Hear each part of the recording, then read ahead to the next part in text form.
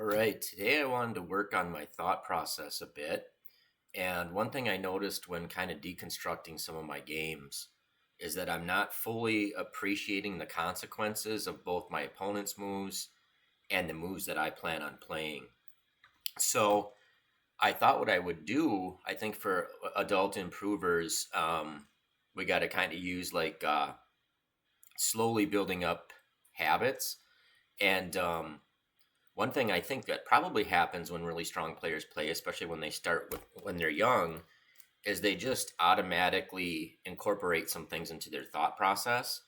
And I think one thing we kind of forget, I have a good friend who teaches chess in schools, or volunteers to help kids after school. And what you don't realize is like when you go to these tournaments, you see all the kids that are kind of like the cream of the crop and they excel at it, and they decide to go play tournaments and everything like that.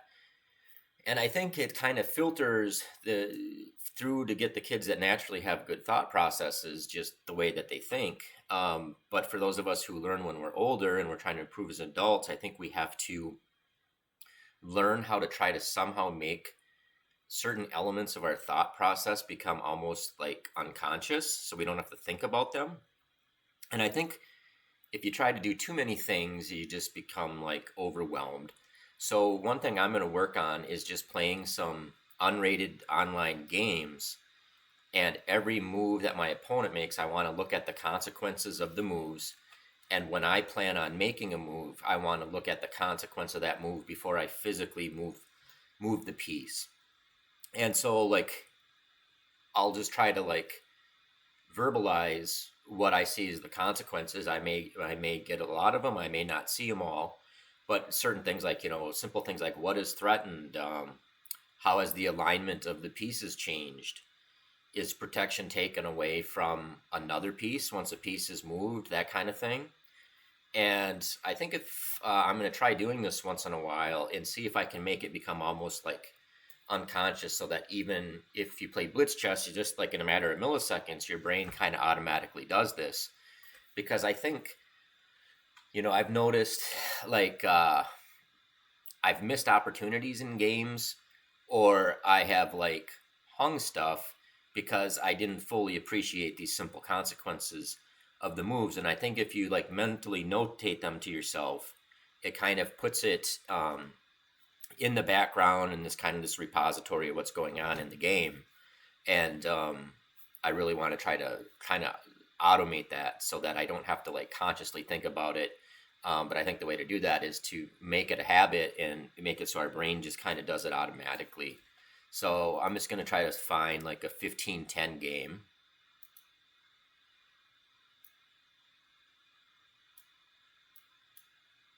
Unrated. And hopefully that'll give enough time to kind of think about this stuff as I play. And like I said, I don't really care so much about the result as just working on the thought process. So hopefully somebody takes the challenge here.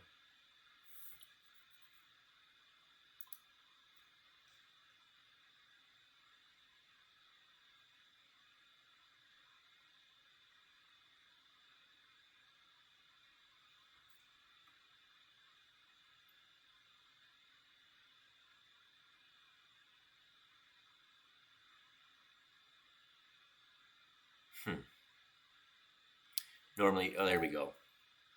All right, so I'm gonna play my first move quick because I don't want the person to disconnect. So, all right, so we get interesting stuff right away. So, consequence of his move, he is attacking our D pawn. He has opened this diagonal, which also allows him this check on my king. So, we got new things opened already. And I kind of know what we're supposed to play here. But, if I take here, he takes here, and he's got his queen somewhat centralized in the middle of the board where it's not easy for us to attack it in a convenient way and get rid of it. So we'll just bypass. And by doing that, we actually we took control away from the e5 square. And see, I already kind of didn't verbalize the consequence of my move before I made it. And that's easy to do. So let's see. So he played knight f6. He developed a piece. He attacks, puts pressure on my pawn, controls another key central square, and I don't want this pawn to get in trouble. What I plan on doing here is playing knight to c3 so that I can fight for more control of the center and get support my e pawn coming out. So if I do this, there's not any major consequences to this move. I give up control of d2, which is inconsequential, and so I'm going to play this move. And we might get in time trouble here, but that's fine. This guy's rated 1945, by the way. All right, so he played d6.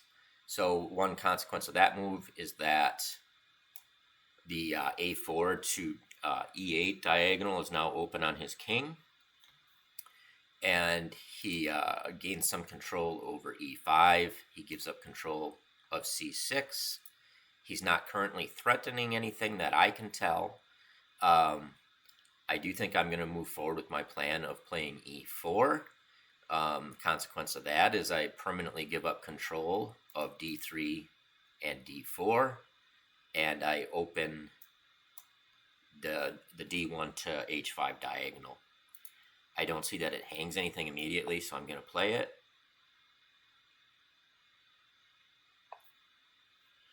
All right, he played a6, so he is stopping my minor pieces from using the b5 square. A common thing is to play my bishop here, so I cannot do that now. He does open this diagonal, and he does take protection away from b6. And the other consequence is that he did not develop a piece with that move. And these are actually lines that I haven't taken time to study these. I need to do that. It's kind of low down on my list of things to do, but it does need to be done nonetheless.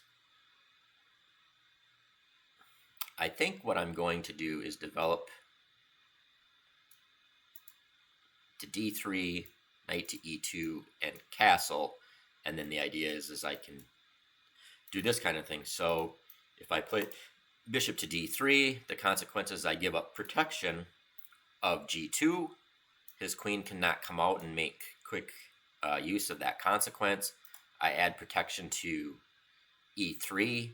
I am susceptible to pawn pushes by c4. I don't see anything wrong with it, so I'm going to play it.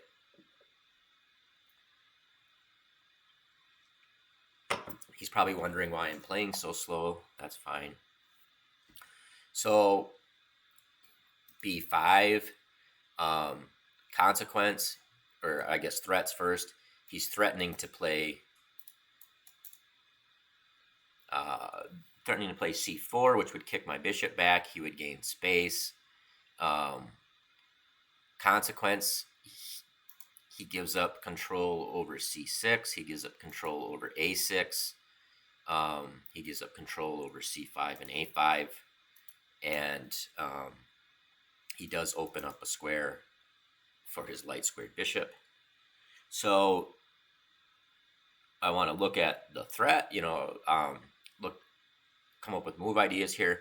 I don't want him to easily play this move and boot my bishop away. So what I'm thinking is to play b3, allow my bishop to develop here if I want. It shuts down this move, at least for now. He could renew the threat with his queen. But in the meantime, I can add additional protection to this pawn if I need to. So I don't see anything quickly or immediately, wrong with this move. The consequences of this move is I take away protection of c3. So, I think I can answer that with this. So we'll play it. And normally you want to get so that these kind of go on quick in your head without verbalizing them, obviously. But for me, that doesn't seem to be the case yet, because I get concentration lapses where I don't do this process, unconsciously or subconsciously, or I don't, whatever you would call it. Um, but I think it will help to do so.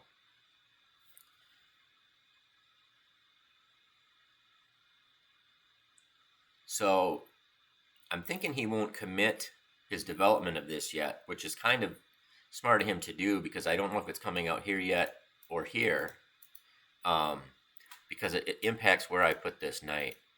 All right, so he played g6, so he doesn't have any immediate threats with that, but he's going to fianchetto on that side because his bishop is biting into pawns here. And when it gets there, it will put pressure on this knight. So how should we respond to that?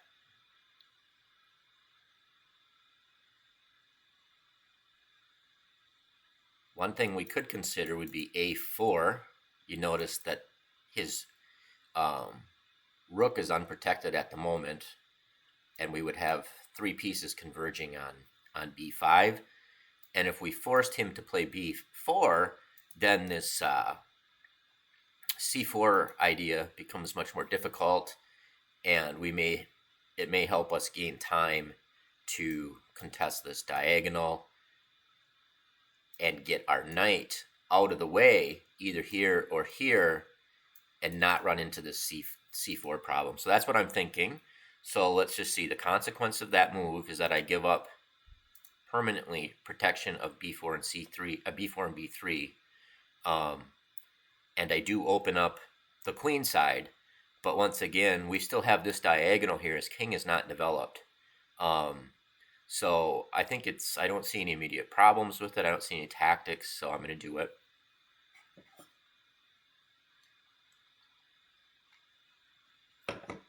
And normally I don't like to use the engine when I analyze the games, at least immediately afterwards, but I think we'll look at this afterwards just to see how this thought process worked. All right, so now it went down the lines of what we thought.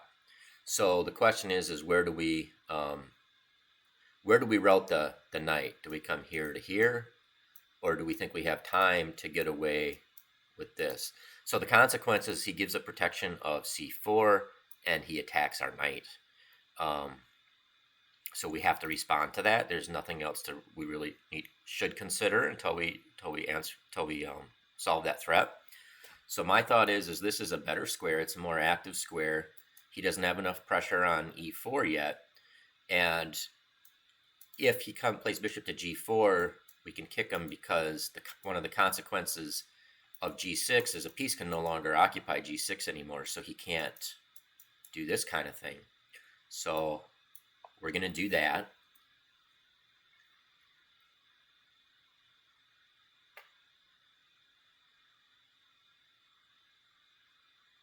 So I did one consequence to note is it does give up protection of e4, but my idea would be to route it to g3 and get even more protection on that square. All right, so he played bishop to g7. So he developed, and one consequence is a piece alignment now. The bishop x-rays this rook, and so if we did nothing, he has threats of this, a discovered attack of the bishop on a1. And so we need to either contest that diagonal, or we need to move the rook out of there. So those are basically our only two options. And we don't know yet the best place for that rook, and so it may not be the best to move it here, because this file is not going to be open anytime soon. And I feel like if we just play it to b2, we can test that diagonal, we shut down any of these discovery tactics. And so let's look at the consequence. The consequences, we give up control of the c1 to h6 diagonal. But other than that, we don't give up much, and I don't see any problem with it, so I'm going to play it.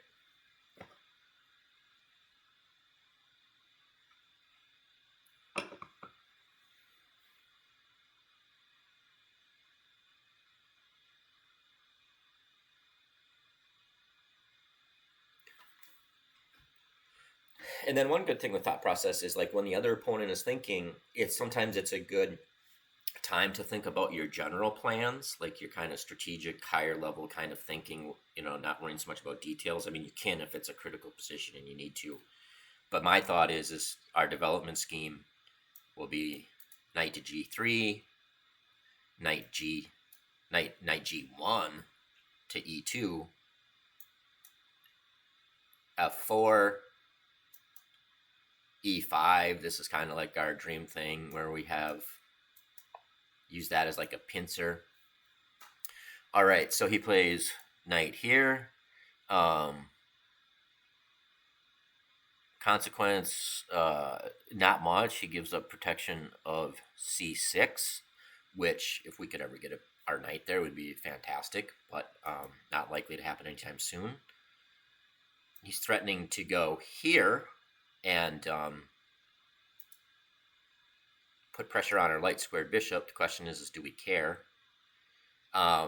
Another consequence is he obstructs his light squared bishop. So my thought is the only square he has to go to is here. And by doing our big picture thought idea, f4 was kind of in the cards for us anyway. So we may want to consider playing f4 right now, prevent his idea, and then continue with our development, just change the orders of it. So if we go here, we permanently give up protection of e3 and e4. We open up this diagonal on our king, so we have to be careful about doing that. He doesn't have any way that I can see of exploiting that quickly. We do need to worry about ideas like him playing here, getting his queen over here, but this knight is in the way. Currently, his bishop is unprotected, so it's x-rayed. So I don't see any immediate problems. I'm going to do it.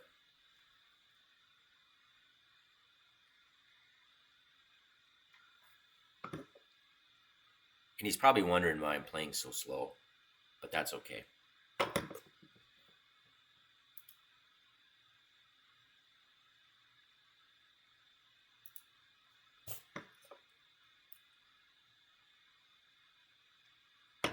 And I do need to study these Benoni type bingo gambit kind of, I don't know what you call it, but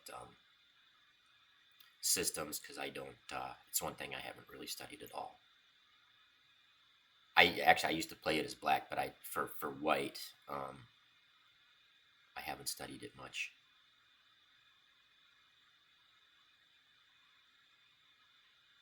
I think it's called like the pterodactyl or something when black plays c5 like right away.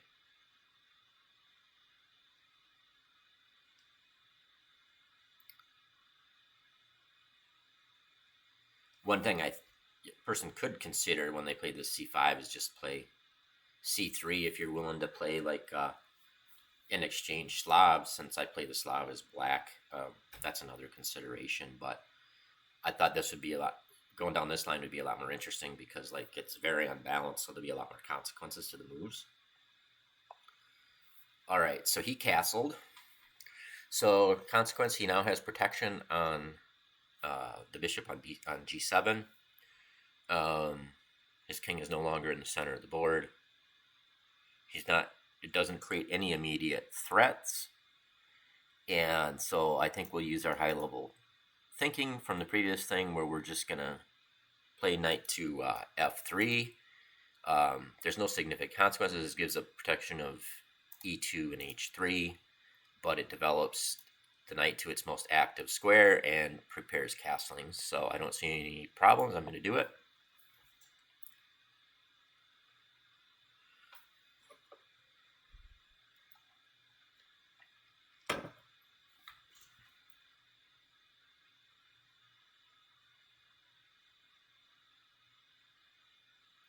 So unless he does something surprising, our idea would be to castle and to bust here, and then try to put pressure on the pawns that'll be like at the base of his pawn chain. Those tend to be the weakest things in the structure. Okay, so he plays a5, so he gives up protection of b5. He does open up the a6 square for his bishop. I'm thinking maybe he wants to trade off light squared bishops, and that would put pressure on this pawn here, which we could answer by playing knight to g3. I don't see that as being a major problem. So I think we can continue with our plan. If we wanted to, we could switch up the order, but this is more committal. We're going to castle in this position anyway, so I say we let him have his fun. We have time to put protection on that.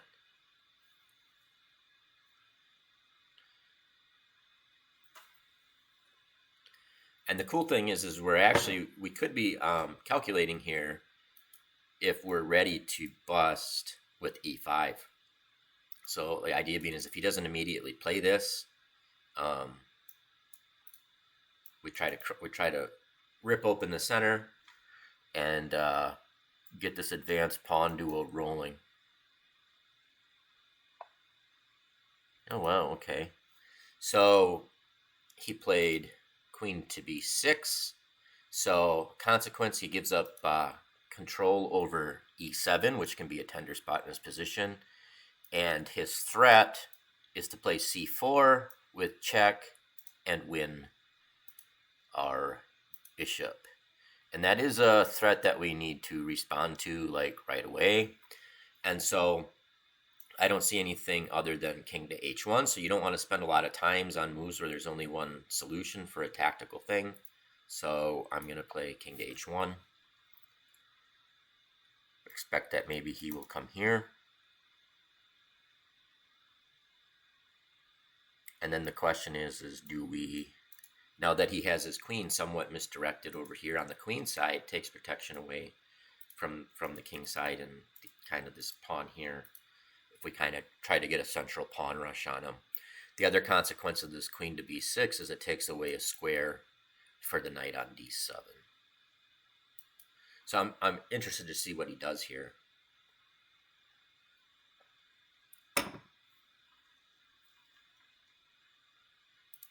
Sorry for all the paint.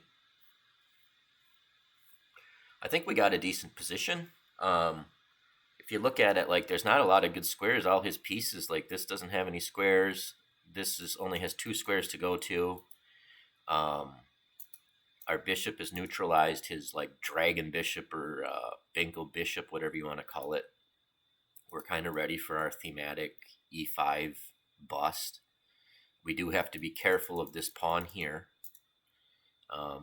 You know, so, but what's interesting is like, what about ideas like this? Doesn't quite work yet, but at some point it might. So a lot of times on positions like this, when the opponent doesn't really have any good moves to do, you can just kind of sit on them. And a lot of times they'll become impatient. Like, you know, we know first thing we can do is play knight to g3, add protection to e4, if nothing else. But, you know, he has to come up with a plan, and that's not necessarily easy.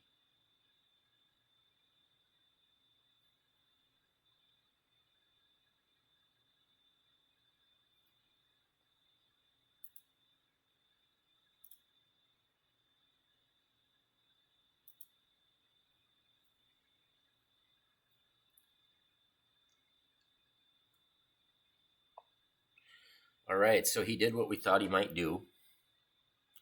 So he wants to exchange that. And my thought is if he exchanges that, we want to add protection to this pawn anyway. So he gives up protection of the knight on d7. And I do think our knight belongs here on g3. The consequence of that is that we kind of give up some protection on these central d4 and f4 squares, but he cannot attack those right away. And so I don't see a problem, so I'm going to play it.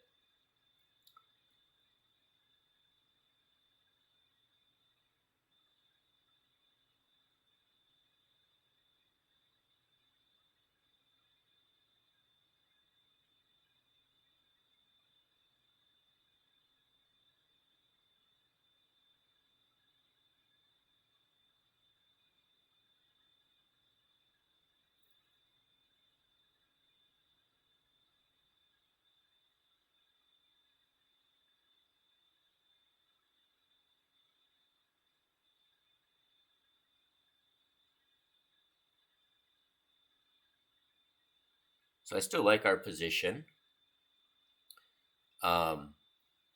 We can do things like play this rook, centralize our rooks, keep considering e5. Getting the rook behind that helps. We do need to consider this. If he does exchange, we can get our queen here, which adds protection to d5 to help enable this e5 bust. Kind of notice like our pieces are placed better. They have more control. They just have more squares that they control and more options to them. So like busting it open might not be a bad thing here.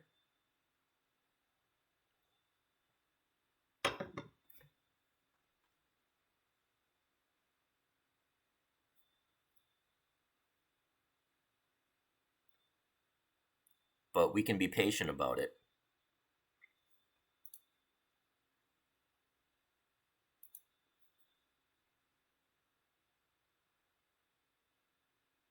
He's taking quite a bit of time now. All right, let's see. Interesting move. He played knight to g4. So he's actually threatening this and he's threatening that at the same time. So that was one consequence of playing f4 that we mentioned that takes away control of e3. And so I didn't actively consider that like I should. We have two options the way I see it. We can play queen to c1 to cover that square and to cover this bishop. And then if he exchanges, we route our queen here. And this move here kind of fires off into space, and his knight, we could kick his knight back out. So that's option number one. Option number two, bishop takes bishop, knight to e3. We move our queen to a square that is not attacked when he takes our knight. He takes our knight. We take his rook, and he could take our knight with check. We take.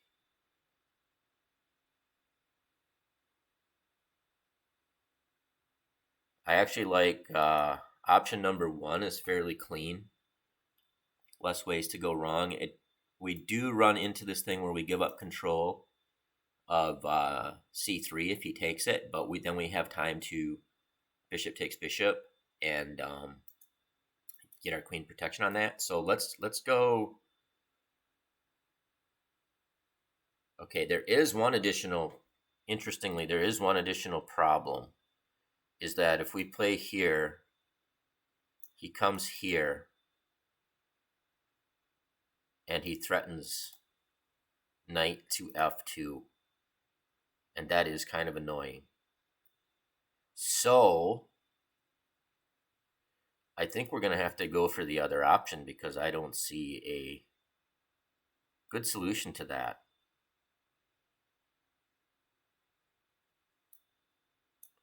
Down to a minute. So, okay, so that's interesting. So he took right away with that. I think that helps us out because now we can protect this square and this square.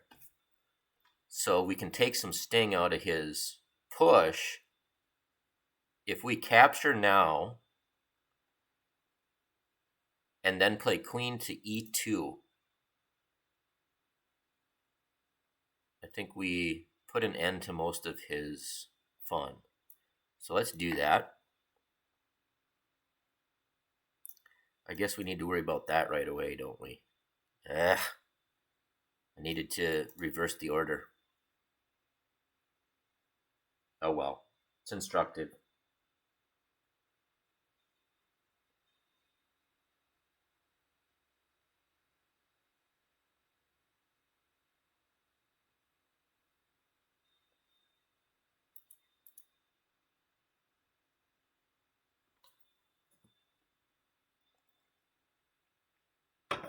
Yeah, I think it just loses to this. I don't know what he's waiting on, but I should have played queen here to converge on that threat.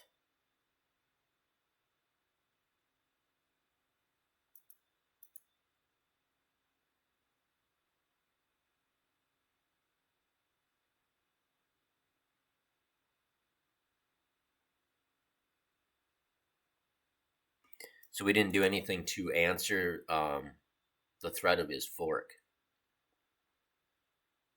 That's not good. But we'll fight on. Ooh, so he did not. So we need to answer this thing right now then. Um, and we need to do it this way because we need to protect this square and this square. So he let us off the hook there, I believe. And I know we're rushing now because we got 1 minute. But now if he does nothing, we'll just kick his knight out. And then we are actually sitting pretty good because he's got his major pieces clustered over here where there's nothing to be done. And we'll centralize our rooks and rush them. Could be kind of fun.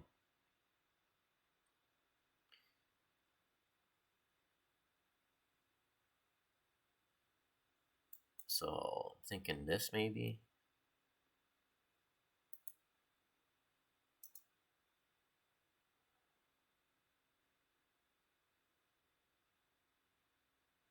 It's a very interesting position. I need to study these Benoni type things more because it's I actually did pretty good with it as black.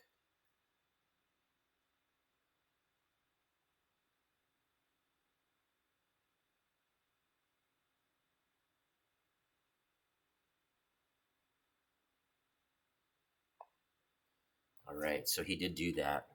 I thought he might. The idea is he's gonna come in like this. So I think what we do is we almost have to do this.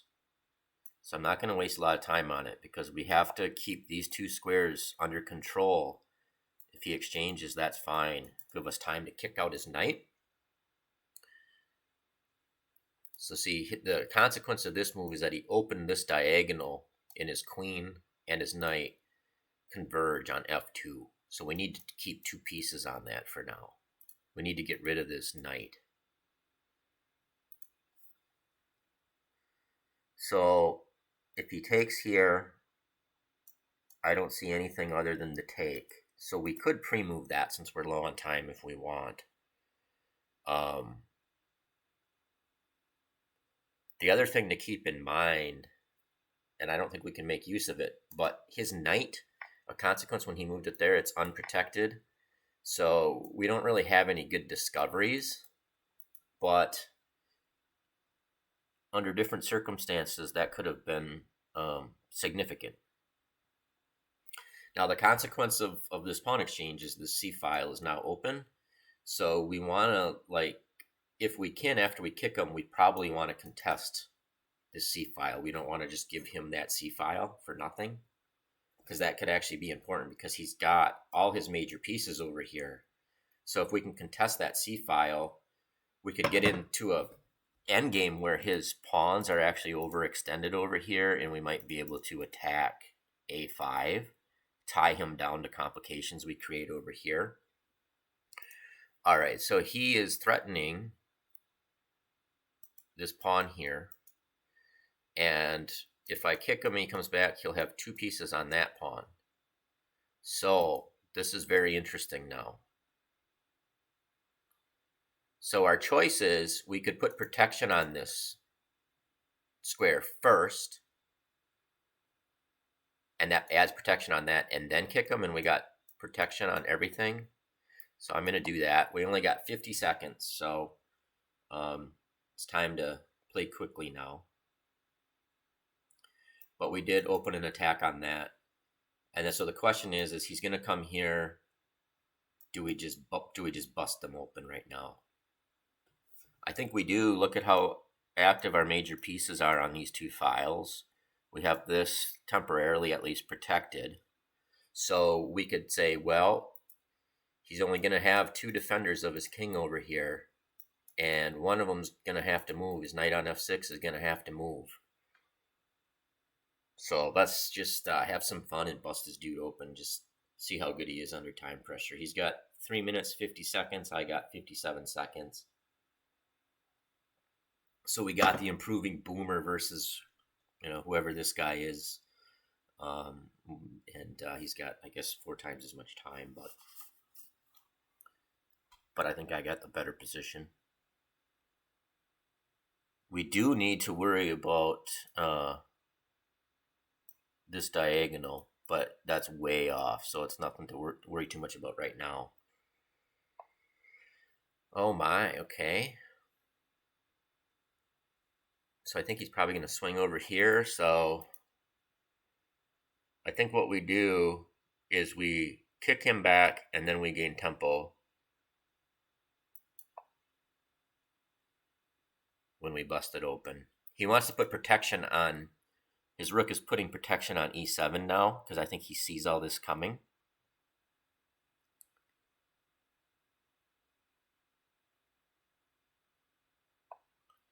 And we're just going to go, we have limited time. We're going to, he could take that. That's one consequence of this move is we give up protection of that. But if he goes over there, he does open up his king. So let's just keep ripping. We'll just see what happens. It'll be fun if nothing else.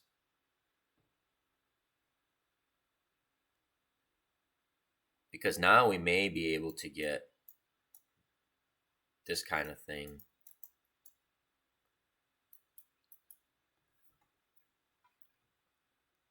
But it's interesting how, like, I think if a person could get good at, like, noting these consequences of every move, like, obviously I ran out of time at the end here. But if you could get so you could do them really fast, like in your head, um, probably like would help you find a lot of good moves just in kind of an easy way.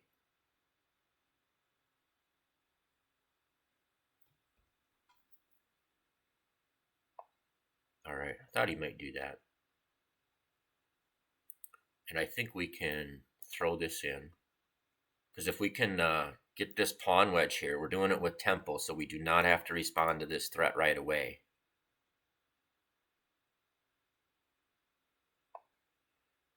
All right. And I think we want to bring our pieces closer to this kind of thing.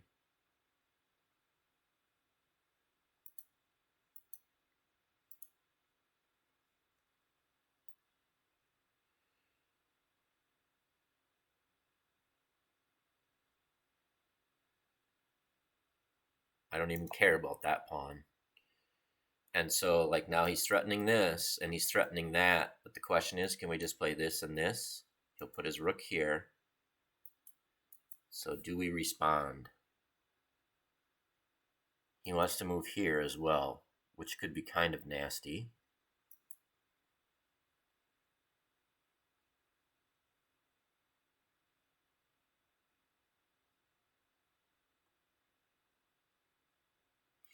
Um,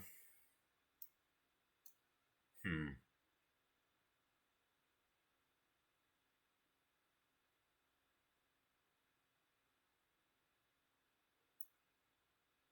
Can't go there. It's actually kind of a hard move to meet, in a way.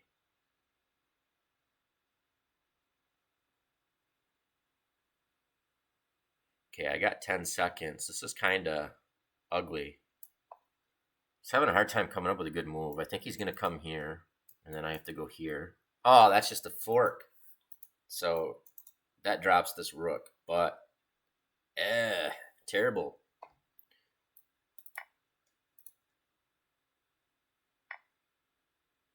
But we're going to flood. We're going to come in and flood his king.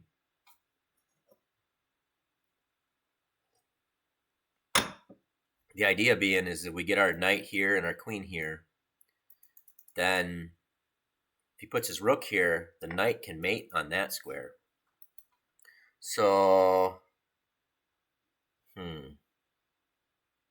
that hurts because now this square could be taken out.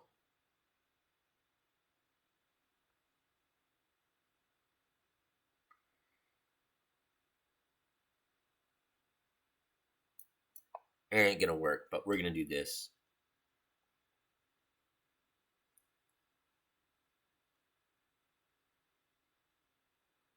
Probably should have just taken there.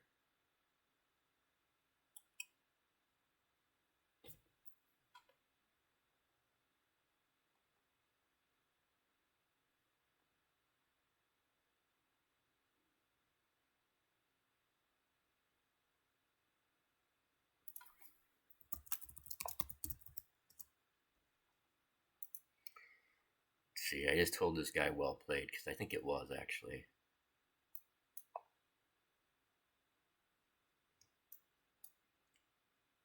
Hmm. Yeah, I'm hosed here, but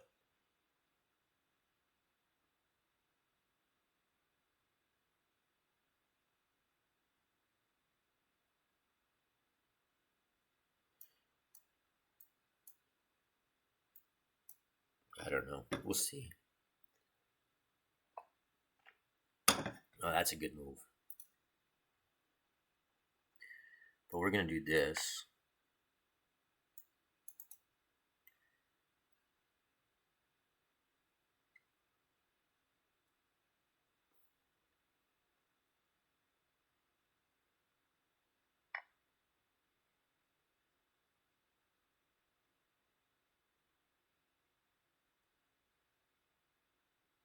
Yeah, this one's done. Stick a fork in it. Hmm.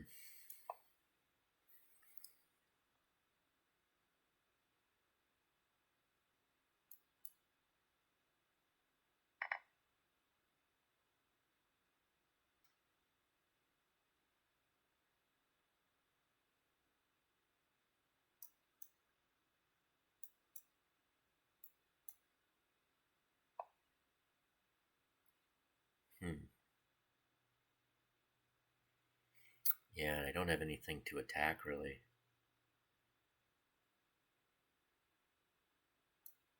But we'll make a few more moves and then resign.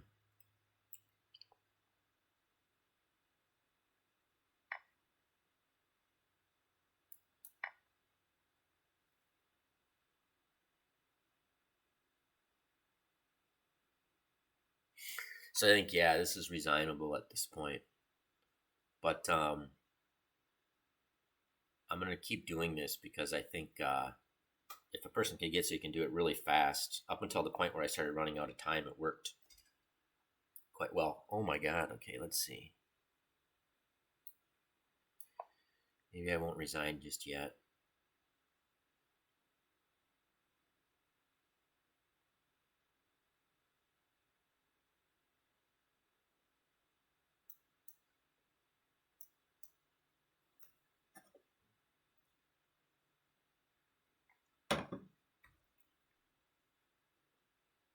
I guess he's only got a minute. Maybe let's see. Looks like he's never played blitz on here, so he only plays slow games. So who knows? Maybe I'll just for fun we'll just see if we can get a miracle here.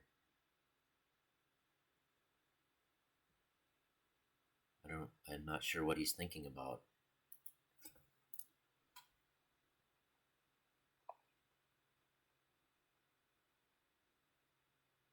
Hmm.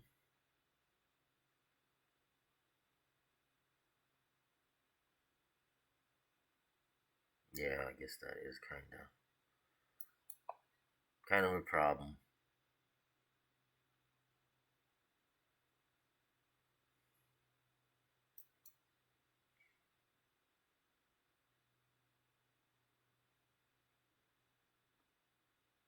He found some good moves.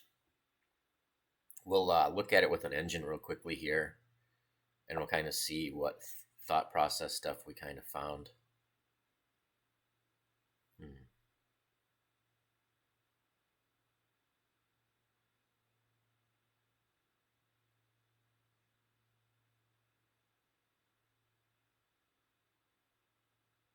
Yeah, we'll resign. All right. I'm going to pause this real quick. I'll be right back and we'll look at this game.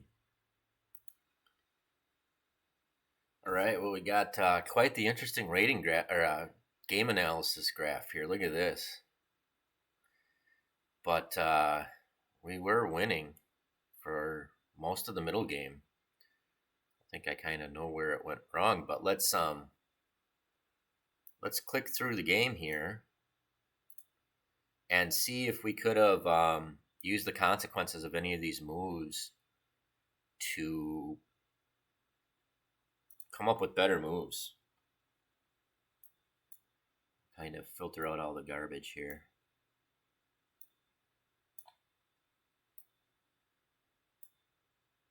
So let's go to the beginning.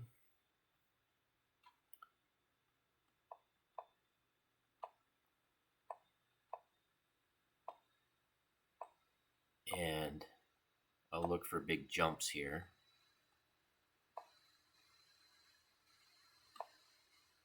So the computer doesn't like this move.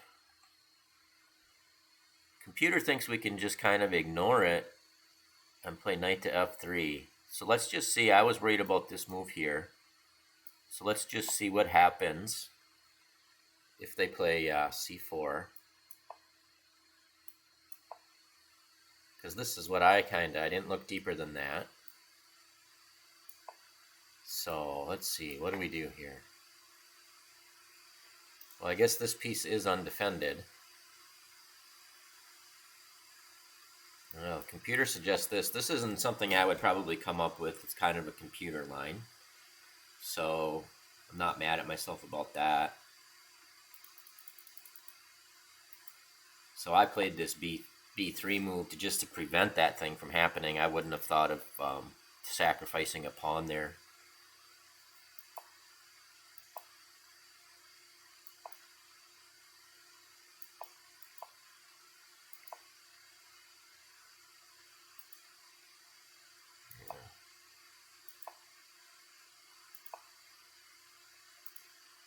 So the computer doesn't mind this. It suggested f3, but thought it thought it was the same actual numerical evaluation as playing f4. So far so good. We're doing all right here. And so far it likes everything we're doing. Now it does not like this move. So let's see. So computer suggesting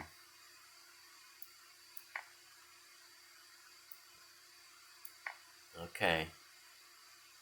And we did mention earlier about worrying about discovery tactics on that. And apparently our opponent could have done that. So we did mentally note that possibility. So, not at the point where it kind of sticks enough in the memory to, have it come to the surface and stuff like this. But I do think it shows there is value in doing this because we did mention this possibility.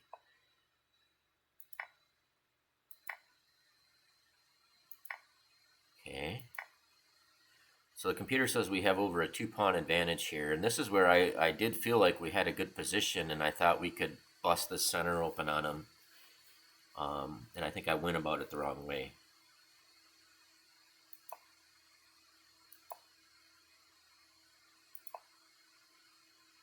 Okay. We still have almost a 2-pawn advantage here. The computer likes just kicking him with h3, which that's probably reasonable too. Interestingly, the computer has him going to h6. What happens here? I just want to see. We just win a pawn. We protect it laterally. I didn't think of that. So a lot of these ideas are kind of computerish stuff. Like this one we should probably see. But some of them are not the easiest to see, like to see that from this position here. Because I was actually quite happy steering for this kind of thing right here.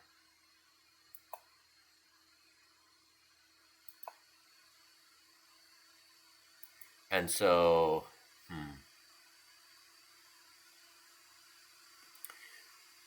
I was thinking we could have these hold this down and then support a push. So, in the game, we ended up getting this, and then I pushed and this was covered. But what we should have done is, because that e5 push was on our radar, because Like I said, he doesn't have enough protection over here. He's got two pieces. We could have, um, we should have just busted right away with e5. Open the center. Look at, we got 1, 2, 3, 4, 5 pieces over here, and he's got 2, and this one's going to be losing tempo. Just open this up, and we're gonna just slaughter the guy. So that was my bad. But like if we had more time, I think we'd see that. It does slow us down verbalizing the thought process, but I think if we could cement this in, it'll work over time.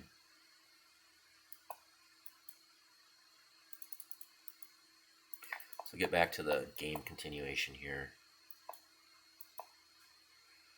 And that, obviously, that was just an error. I thought, well, maybe we still get away with it, but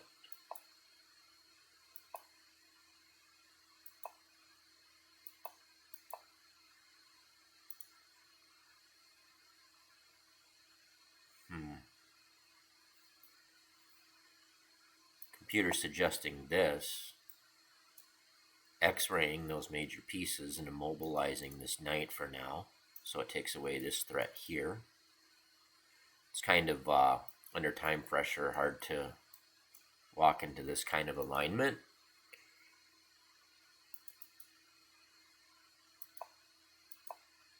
My thought was to get over here and get ideas of our knights. If I get there and our knight to that square, I should have just moved forward with that in the game and just. So what's interesting is in the game I mentioned, should I just ignore this? And I thought that was my gut, and for some reason I went against it. Just get our queen here, force him to waste time, and then knight here. Try to mate him up right there. That's what we should have done. Darn it. That would have been a fun finish. And this is where the clock was ticking, and I just couldn't find a good move.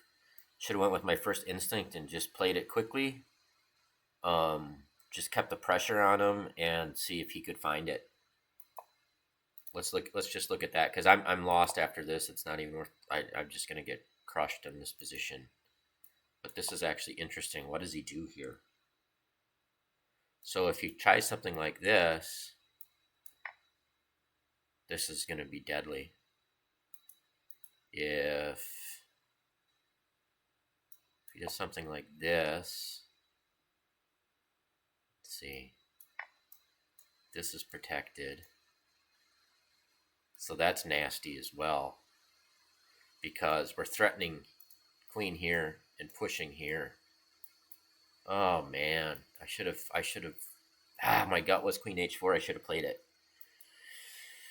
So I'm not like a natural attacking player, and it's not something I've studied, but I need to work on that part of my game to get up to the next level, is playing with the initiative. But at least my intuition was correct here.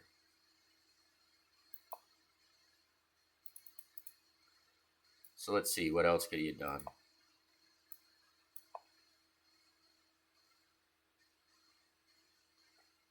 Yeah, I think he's just busted here. So anyway, I hope you found the game was actually really interesting in my opinion. And this is something I'm going to work on. Is just making sure to look at the consequence of their move and the move that we plan on playing, so that we just have this dialogue. I guess it'd be more of a monologue, but just this narrative in our head of what's going on in these positions, and at least we've noted these possibilities, because what's interesting is in the game, I did notate earlier in the game that I wanted to be able to play e4 and not have d5 fall. I believe I did anyway, and that ended up being what kind of shifted and let him get back in the game. Is I didn't heed that advice, or that mental notation. But I think as a person works on this, your working memory will get better, and you'll remember these consequences of these moves and the nuances that come about because of them. And it kind of let us find the key moments, some of the key moments in this game where the positions shifted and everything like that. So I thought it was kind of fun, actually. So hopefully you get some value out of that. It's something that I think could help adult improvers, because It's just it's if you started later, it's just kind of not natural to think this way. You want to just be thinking like when you learn as an adult or try to improve an adult, you've developed your your brain's abstract thinking skills have already been developed, and so like these stepping back and doing these simple things um, isn't the easiest because we want to just jump ahead and get to the meat of the things. But I think this will be like really helpful. So I'm going to continue doing this. So anyway, take care.